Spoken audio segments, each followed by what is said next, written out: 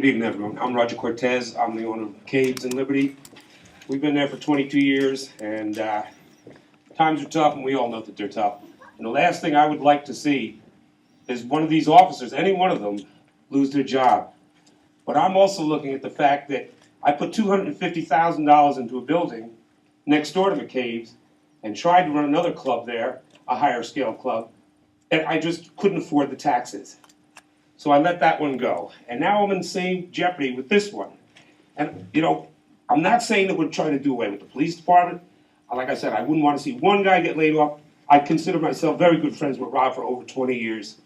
All these guys, I shake their hand, I see how I know them all. And I'm nervous as hell standing here talking like this, but I'm just saying there has to be some kind of alternative. Because we just can't, us business owners on Main Street in Liberty can't keep affording these increases. And it just keeps going up. And like I said, I know every one of these guys, I know them well. And I hope you understand, I'm just looking not to do away with our police department, not to hurt our police department, but come up with some kind of alternative to stop driving businesses out of the community because of taxes. Thank you for your time. Ratner Jr. Here.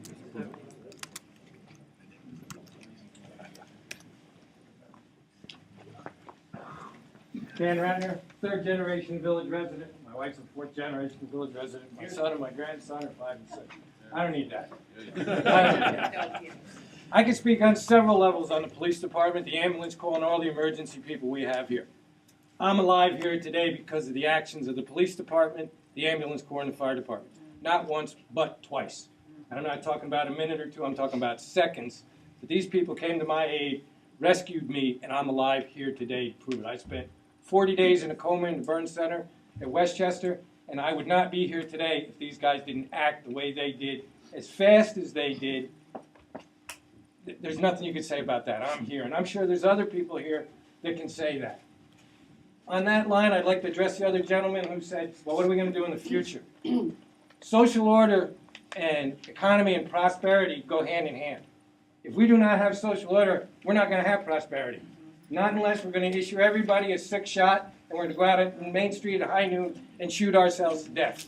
Because that's the only other way we're going to do it. Because we don't have a police department and rescue services here to protect us and guide us and let us do our business while they're doing their business protecting us.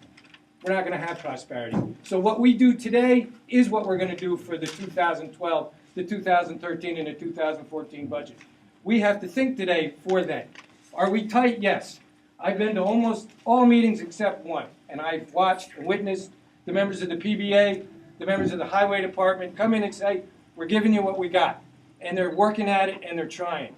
And I'm sure that there's a number that you can come at that will prevent this and stall this off, at least for a year. We're working on collecting taxes. I know you're working on procedures to collect taxes. Because all of this is not a shortfall for what we don't have. It's a shortfall for some of the people out there that don't want to pay. I'm not talking about the village residents that are working on their last time and their fixed income. I'm talking about there's some business people out there that got the money to pay their taxes, and if they were in this room, I would embarrass them. They should pay their damn taxes if they want to prosper in this community, because many of them are prospering. They're just not paying. So, you know, maybe if we spread the word around and go knock on a few doors, which is illegal, I'll get in trouble. But we have what we need in this community to make it prosper. We just need to work together. And it's unfortunate at these crucial times like this to fill this room. We need to attend more, work with this board, work with our servants, our officers, our EMTs, our street departments, and figure out the best way to make this community. Because when we go on the news, and it's on YNN, and it says, Liberty's broke, we ain't got no money, and you go to Orange County, you say, I'm from Liberty? No, I'm not. Because nobody wants to go here. The only way we're going to go here is if we make this place better. The only people that can make it better are the people in this room. And we can't do it by shooting ourselves in the foot. Yeah.